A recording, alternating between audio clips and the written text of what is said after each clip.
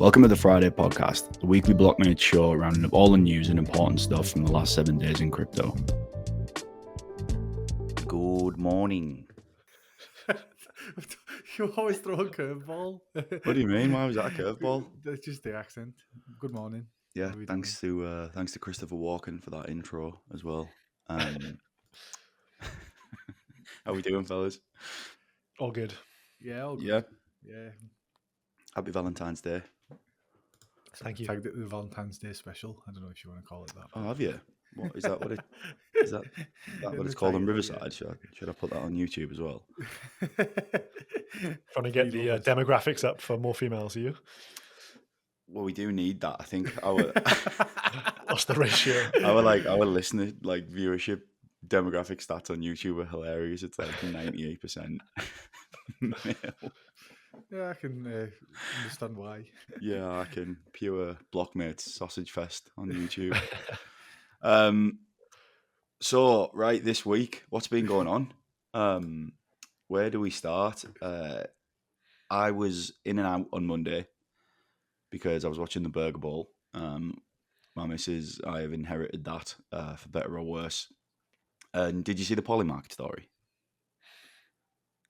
Doing some numbers, big time. Doing some numbers. Lavina covered it actually, so I'm just gonna go straight into this one. Well, I thought I was recording there, but where are we? Here we are. So Polymarket users shell out 1.15 billion on Super Bowl result bets after a season of close games. The Eagles became the champions, as we all know. Why you should pay attention: users shelled out more than 1.15 bill on this year's Super Bowl related bets. The Panthers, Browns all managed to grab significant chunks of volume. Yet again, what's Hugo's tweets in here? Polymarket has the best Super Bowl odds on the internet with no fees. Fuck bookies. Like, how good is this? And they'll probably pay out. You know? Yeah, they'll probably pay out. Yeah, that's a good point. So if people are like betting on this as well, like coin toss, how many times will Taylor Swift be shown on the broadcast? there was Will the over Rizzler 40 markets. Is this just like further proof that anyone who's like remotely tied to crypto just loves gambling? I think it's just a bit more of a free market again, isn't it? In terms of like, do you know, like you can only obviously if you got a bloody Paddy Power or whatever you've got. Can anyone set sort of like a potential bet in terms of like stuff like that on Polymarket? Have you used it, Gaz? I don't think it's totally permissionless, but I think you can like request that certain markets go up. And there was like over 40 markets on there, as you just read off as well. There was things like, will there be a streaker? There's quite a few things though, like if enough money was lobbed on, you could go and disrupt that and rug the money kind of thing, can you? Like you go and streak that event if there's multiples of millions on the line. But I think Hugo's tweet there's a bit misleading. It says no fees, but there is a 1% VIG. So there is a take from the house. But it's been crazy to see like the run up to the Trump election was like where Polymarket really started to tick up and, you know, was on the All In podcast, etc. And people were talking about it nonstop. And it was like, okay, we've kind of hit like a peak for Polymarket at that point. Can it sustain beyond that point? And the answer, I think, has been a resounding yes. So like for product market fit, it's really shown that they've got sticky user base there. So it's pretty good in terms of like crypto actually getting adopted. Yeah, it's what would you say other than Polymarket and Pump Fun and Luma have been like the standout apps that people have been using? Obviously, it was like Rollbit was in the limelight for a bit, but I'm not sure. True, it was, yeah. Yeah, which is obviously, but then I forgot about Rollbit. Yeah, it's one of them. Like when it price performance wise, and the token was doing really well, wasn't it? And then it sort of fell in the background. But I imagine people probably still use it. You just don't see it as much. Yeah. Like you had Gainsey who was using it every bloody week and stuff. Gainsey's relentless, isn't he? But no, yeah, like people love betting in any form. I guess the prevalence of it in America has sort of grown in the last couple of years, hasn't it? As well, because wasn't it previously that it was only allowed in certain states and stuff like that, where we've always, I guess, in terms of football bets and everything else and betting markets, we've had them for as long as I can remember, since I was young. And yeah, supercharged degenerate gambling has been a thing the beginning of time in the United Kingdom. It's Still actually haven't mad, won though. one yet. If you go down like any British high street, you've got like Ladbrokes and a Coral, and they are exactly the same. It's the same people inside them and the same format and layout, same carpet as when I was 18. You go in there and there's just nothing's changed. It's like it's pretty horrific. Yeah, People just sitting in there all day long, just betting on horses. Mostly the on the cornerstone of the community. Yeah, well, Yeah, that was a weird. That was a weird segue. No, yeah. No value there, I but don't yeah. know, I'm way too hungover to be doing this today. So, but right, look, my favourite story of this week is, I think you know what I'm going to pull up here, guys. Demystifying the car meme coin chaos. So if you didn't see this one broke out on was it Monday, or did it like break out over last weekend? I can't, So, I think it was over the weekend. because I came online to it on Monday morning and saw people buying it and trading it and seeing what was going on. But if you not follow this one, so basically the Central African Republic has seemingly launched a meme coin to bolster national development.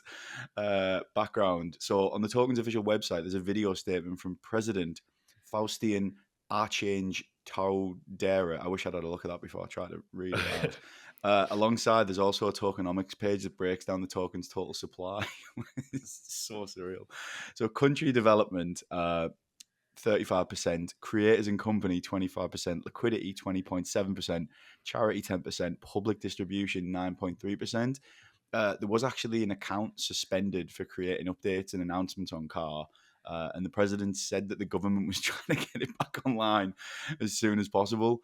So yeah, here we go. So it launched at 10:25 on Sol. I'm assuming we're missing a date there, and it got all the way up to 160 mil. When I looked yesterday, it was back down at like 26 or 27. There you go. The 10th it launched on. So, Was it the 10th? Well, that so would make Monday, sense. 'Cause was that Monday?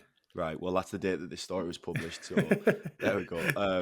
Yeah, so some detectives have flagged the president's video on the site and warned about its deep fake nature. Meanwhile, other models, including Avatrifi and Deepware's detector, did not highlight any concerns. So what the hell's going on here, lads? Is this real? Is it fake? Well, Grant was saying, wasn't he, like, you didn't need a frigging detector to know that the video looked like a deep fake, or was a deep fake anyway. But it's just insane in terms of countries launching meme coins for any sort of value extraction, really, off the back of obviously the debacle we've had with like Trump coin and all that shit. So Is actually the video's real. It's just him on a green screen. Because if you go onto his Twitter, okay. he's got like the behind the scenes footage of him stood in front of this gigantic green screen, massive light on his head, absolutely beaming off his forehead, and it looks like something off like a GTA video or something crazy. Well, wasn't the stat as well, like the actual market cap of the coin was like greater than the actual GDP of the country, like 3 times the amount or something ridiculous? Like, it was insane. It got to 800 mil market cap. So someone's top blasted at 800 mil. They've dumped on them, and now they've opened up a new school or something. Let's have a look at this. So it won't probably pull my my audio through, but this is the video in question. Make your own minds up. Is this real? Or is this So he's on the real carpet, and then that's a massive green screen because the background render looks horrendous, doesn't it? Let's be honest. So when would you have a carpet outside your gaff like that? He's just in his office. Absolutely brilliant production, by the way. Look at that flag. That's the bad omen. That's their flag. It's got a massive red candle down the middle. Yeah, God. Should have green screen the floor as well, man. It's absolutely surreal. I don't even know. There you go. That's a green screen. But like, Yeah, if you go through his page, that he's just bullish on Bitcoin and crypto broadly. So obviously, if they've launched this token, he's probably, let's be honest, he's probably pocketed a couple of quid here. Do you reckon? And they've probably just done it to run up some Bitcoin, to be fair. And I think he tweeted saying we were the second country to legally recognize Bitcoin as legal tender. So like, they're crypto heads there, which is pretty cool to see. But like, where are we in the meme coin cycle here? You've had the US president launch one, and then countries in Africa are trying to ruck users as well. Well, what did you have last night as well? CZ and his dog. Oh god, mate, who's in the park shouting broccoli? Come here, broccoli. I like that's that not name, a genuine name. I do like that name. Here we go. Look, here's some fuckery. I don't know why I stopped sharing because I probably should have got through this anyway. We are on a new streaming platform here, so yeah. Look on chain. So turned 5k into 12 mil in less than 3 hours. 2,450x return. This guy spent 25 salt to buy 46 million car within 1 second of him posting the contract address, and then sold 22.65 mil. So the total profit exceeded 12 million. I smell some fuckery. Well, if they posted the full tokenomic sheet, they've posted a tokenomic sheet, so obviously they've bundled the supply straight out the gates anyway. So they're not daft then, or whoever's told them to launch not it, not daft. They've done the DD. Yeah, fair enough. Are we talking about broccoli then? Yeah, ish. You want to riff on this one?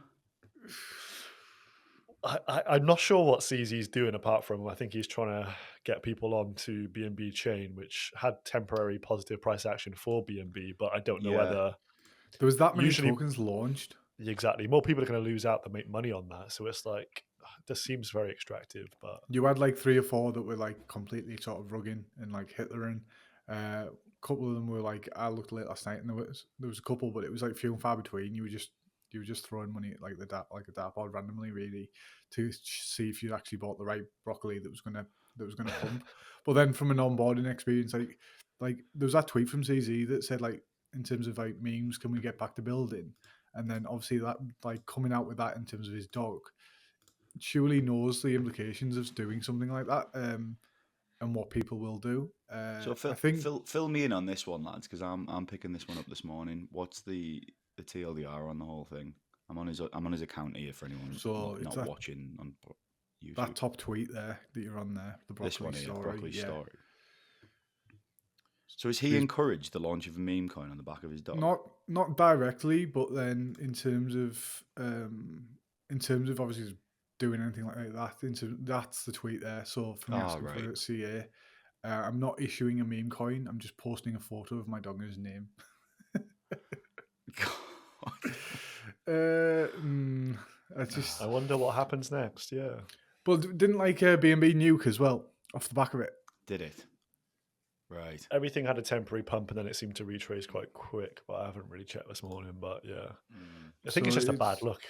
Yeah, it is a bad look. Yeah, and I think that's essentially what people do, and we've seen it before with CZ coming out of jail and everything, and people obviously with a free market, people can launch meme coins, but you sort of goading it, aren't you, by doing something like that, which isn't great, especially say his previous statements where he's we need to move away from meme coins with Binance and actual utility, and then that doesn't really back it up.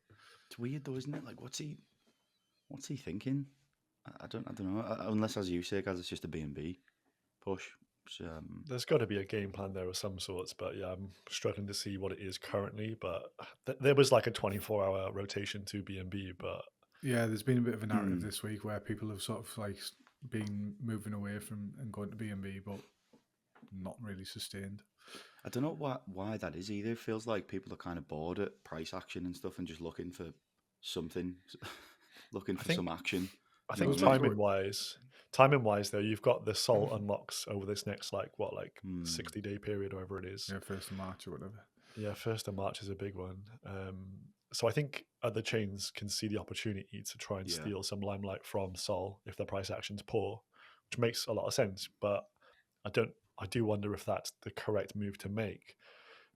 He'd be better off, as he said previously, listing fundamentally sound Binance-based projects onto maybe the main exchange and having some follow through a price action. I think I haven't looked too deeply into this, but people were saying they reckon Binance or BNB chain may launch a hyperliquid competitor, just do some form of copy to try and run that up. I need to look into that. God. Speaking of hype, check price this morning. I don't think we're getting that entry, guys. It's gone up. Fuck's sake. I was like, waiting with my finger on the buzzer this week. And, I don't know why. I'll be looking at it at bloody $70 and going, why didn't I just buy it 27? Well, never mind. Segue. So the guy that I feel most sorry for of any bloke in the world ever of all time is still at it, and that is James Howells, who the guy whose misses throughout his Bitcoin. So 784 million Bitcoin buried hunt. Newport resident explores landfill purchase. This is like the story that just keeps coming back around, and you can probably understand why, to be honest. Newport resident James Howells is looking to buy landfill where his £620 million worth of Bitcoin is buried. Howells is a computer engineer who mined 8,000 BTC in 2009. He believes that his ex-girlfriend mistakenly tossed out his hard drive containing a Bitcoin wallet in 2013. He had earlier taken legal action to gain access to the landfill or pursue 495 million in compensation from the Newport City Council. A UK judge, however, dismissed his case in January, saying there were no reasonable grounds for bringing the claim. Oh, shit. Yeah, absolutely mad this. What's Lavina got down for why you should pay attention? If the current owners are willing to negotiate a fair market rate, Howell and his investment partners are now interested in outrightly acquiring the Newport Docksway landfill site. Howells has had discussions with several interested parties over the past few months. Currently, he has a few options on the table, and he's looking to appeal the judge's decision. The site holds more than 1.4 million tons of waste. Fucking, it was a job It's offer as well. All the shite in South Wales. How mental is that? I just, crazy. yeah, like it's crap, but it's also like, you made a mistake, or you last did, or your former last did. Show some sympathy, Mike. A mistake. God. Yeah, It's but his like, ex as well. yeah, but it's, I don't know. Like, the problem is with stuff like that. It's something that you like. Logically, that's gonna chase you to the sort of grave, I think. And like, I understand him sort of trying to, but you can't go through that much waste. And how are you supposed to get an operation to even like, and it might not even be there. Yeah, needle in a haystack comes to mind. Needle in doesn't a it? haystack, Yeah. yeah, completely and utterly. This Needle in story a does shit actually sack. literally. This comes around every cycle. He gets like another re-up in the news because each like cycle the amount's just gone up and up and up. Because I think initially when he found out in like 2014 or something, this was like the time period where he was on the news and stuff.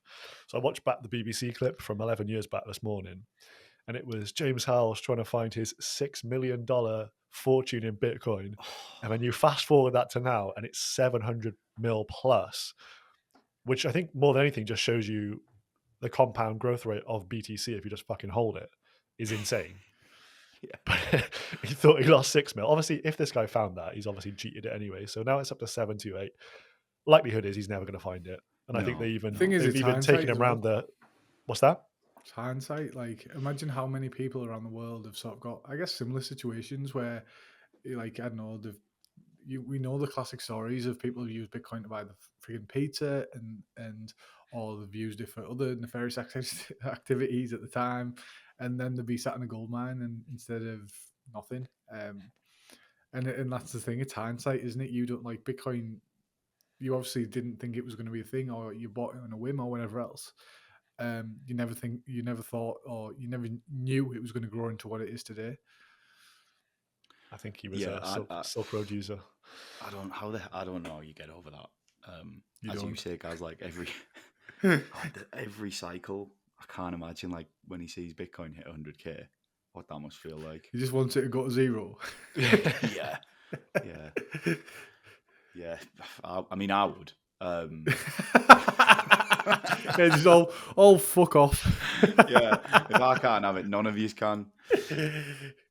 So one that we were looking at yesterday when we were doing the prep is some of this breaking news came out, and I'm sort of reading this as I'm finding it, to be honest, because this story just appeared overnight for us. So just news that Mastercard tokenized 30% of its transactions, which there's a lot of questions coming to mind here. I don't quite know how you what Yeah, how they're defining that, what network.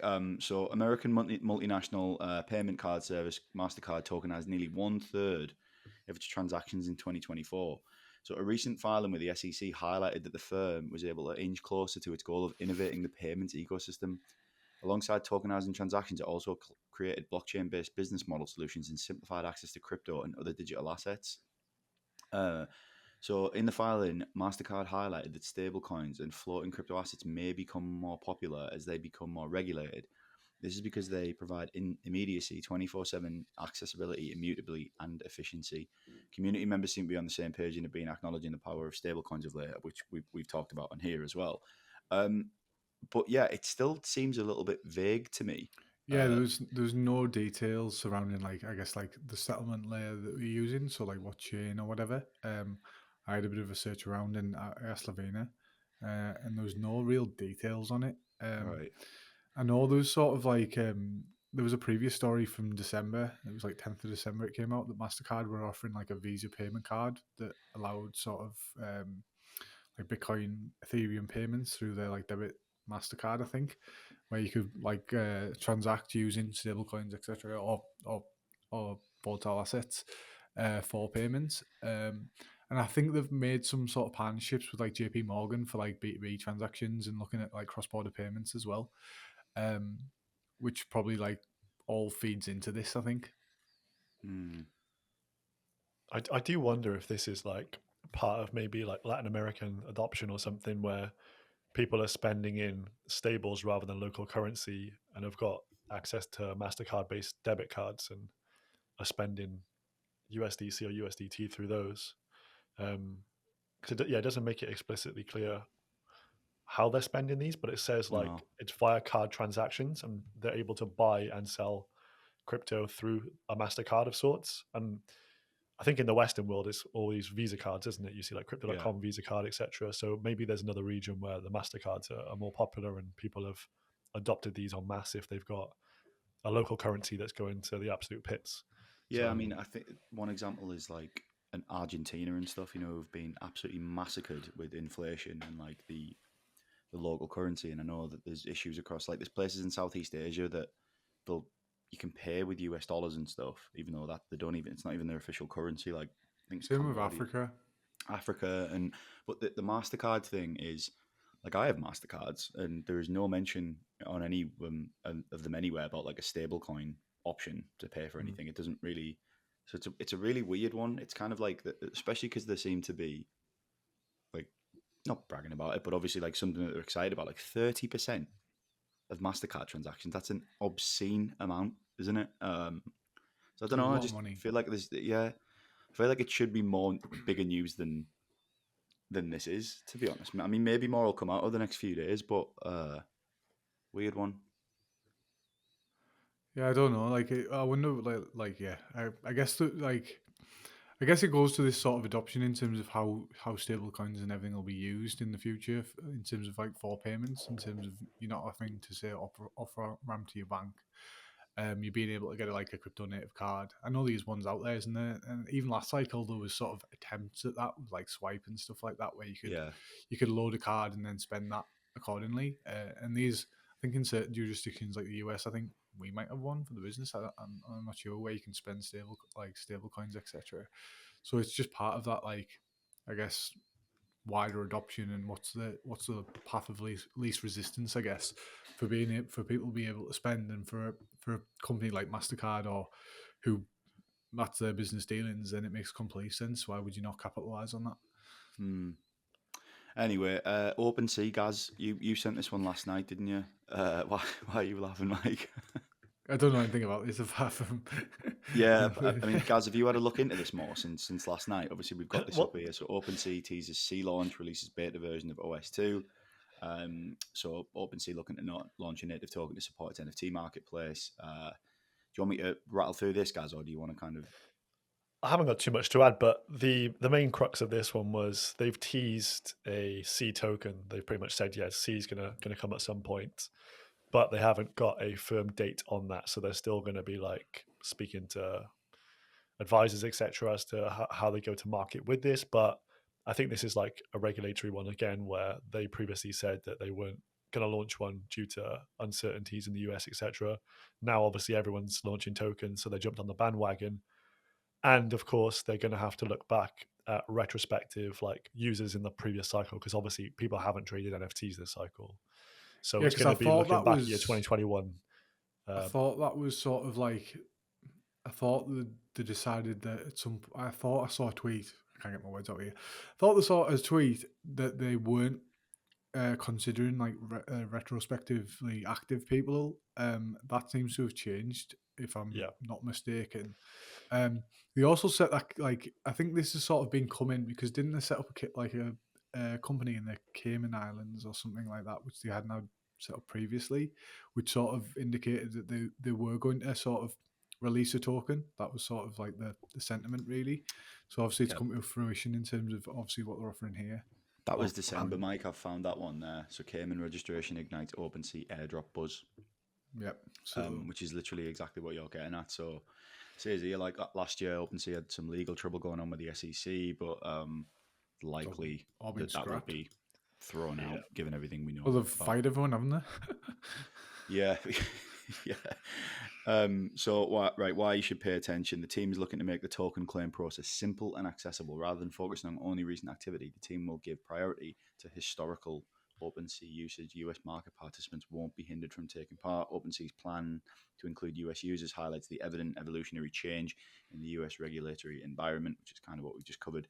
And yeah, I suppose as you're saying, Gaz, like, you know, recent activity is being thrown out here for probably quite obvious reasons. Yeah, I think this will go down as a generational fumble as well, in terms of like their valuation in 2021 when they should have dropped this token. They could have had a multi-billion dollar. It was the peak of NFTs. Like this would have traded at billions and billions and billions. And now what's it going to come out at? What do you reckon? 100? Not if everyone moves to soulbound NFTs as well. You got no chance. Yeah, I don't know. Speaking of fumbles, so Uniswap Labs Unichain mainnet went live this week. So basically, Uniswap has officially rolled out its L2 that they've called Unichain. So built on OP Stack, Superchain team has designed the chain to take speed, efficiency, and cross-chain liquidity to the next level. Users and developers processed 88 million test transactions and rolled out 12 million test smart contracts on Unichain's testnet, which has been operational since Q4 2024. Right, why you should pay attention, and then we'll get to maybe why you shouldn't necessarily need to pay attention. So Unichain aims to serve as the home for liquidity across chains. 80 plus apps and infra providers are already being built there. Unilabs has waived all interface fees for swaps on Unichain for the official few months. The chain has done a 1 second block time. The team plans to bring that down to 250 milliseconds eventually. More infra to talk about, lads. But there is some interesting stats here, isn't there, guys? So it is more than 50k active wallets using the chain already. 50k. Okay. Yeah. I thought you said 50, and I was like, what? No, 50k. However, we were looking on DeFi Llama yesterday. What was the TVL, guys? 3.8 mil. 2.9. 2.9 TVL. I thought you said 3.8 yesterday. Yeah. There's a distinction. It says like 2.9 mil TVL, and then if you go to DeFi Llama's bridge TVL section, which is like a new one, which is like, it's i.e. like locked tokens stuck in the bridge smart contract from the source chain. That was 18 mil. So there is a little bit more in bridge, but native TVL 2.9. I'm not 100% sure on the different distinctions there, but it doesn't seem like there's been huge adoption as of yet. And I kind of think like App Chain Thesis 101, this is obviously bullish for, you know, the future of where we're moving to in crypto, but there's going to be a lot of app chains, I believe. But it goes to kind of app specific sort of narrative. The thing is, this is like app specific L2s where it's like your super seeds where or even like your hyperliquids where you got product market fit. Just launch it, and I think like why do Uni need their own chain when they've already sort of got the market with liquidity and stuff. Extract front end fees. I they can think- extract more. And they're one of the major gas consumers on ETH mainnet. So like they're moving to their own L2. If they can get people to move over, which is going to be a tough ask, to be honest with you, because they've got a shit ton of liquidity from their Uni V2 pools still, and they wanted obviously that to migrate to V3 pools, but people didn't obviously migrate all that liquidity. So to get people over to Unichain is going to be a task in itself. But I think it's quite bearish on ETH as the asset again, which isn't ideal. Yeah, right. But this is like kind of like what the JUP plan is, to have like this kind of just extracts kind of like abstract away all the different chains and stuff into one unified like liquidity area. But I feel like Uniswap has kind of like played its hand previously, and like the attention's just not there anymore. So it's like what they're trying to do makes sense from their business point of view, but like if the users aren't already trading on ETH and stuff, why are people going to suddenly migrate to Unichain? And then you've got obviously Sol, which has the lion's share of trade at the moment. Whatever JUP does, I think people will actually follow through with that, because it is the hot place. You kind of need to strike while the iron is hot, and this seems a bit like, I don't know, I can see it not going particularly well, but we'll have to wait and see. Do you think like Uni V4 comes into play with this as well? As an offering, to move over there.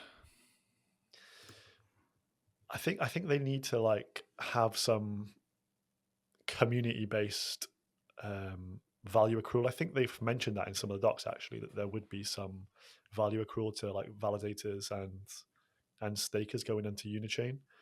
So they need to do something to give back to community, because it kind of has felt like everything's just been equity based, which is obviously token holders get diddly squat from that. So maybe the fact that other chains and other protocols are sharing fees, etc., is kind of forcing their arm. But I think it's just going to be hard for them to get users over there when their muscle memory now is to be on Phantom. Obviously, perpetrators are on Hype. Like I think it's going to be an uphill battle. I think this is sort of like a wider infra problem, though, isn't it? It's like it's battled for your users' liquidity and I guess like you develop as well in terms of applications. And at the moment, we've still got an abundance of infra, like even more to launch this year. So it's like, how do you set yourself apart and retain users and sort of like consistency where things are at? Like I say, even like with this Unichain, you haven't really heard much about it. I know there's been a lot of noise around Bearer, etc., in terms of their launch, but you are really fighting for mindshare as well a lot at the moment, and hence, like you picked up on that. I didn't even know it launched. Like it was like there's been no buzz. All you need to know, doesn't it? Yeah. So I don't know. I feel like we've dwelled on that even longer than it deserves to be dwelled on, but I suppose we'll see how it goes. I mean, Story Protocol as well went live yesterday, which is I think like a really interesting one. We've got quite a lot of stuff on the site about it. Like we did an idiot's guide to it, and then Grant did an interview with Jason, who's their co-founder. And it's basically the idea of Story Protocol, for a TLDR, is it's like tokenizing IP in like the age of AI, essentially, and how to, I guess, protect any small value that the human species will have left.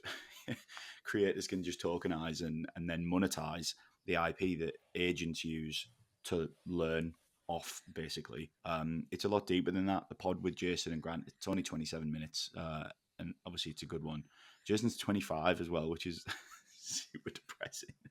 Have you been following it at all? What do you think? The native token IP went live as well when it launched yesterday in mainnet. Have you had a look, lads, or what are your thoughts? Go on, guys. I'll push you in for I don't have a clue.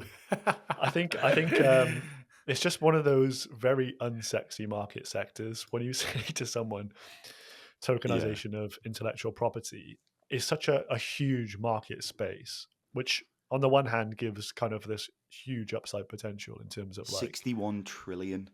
yeah, asset it's class, just he crazy reckons. number to band around. But there's obviously like huge scope of different types of IPs. Like if you're running maybe on the D side kind of things, these experiments, you could, you know, have the IP around whatever successful element or chemical or whatever it is you produce.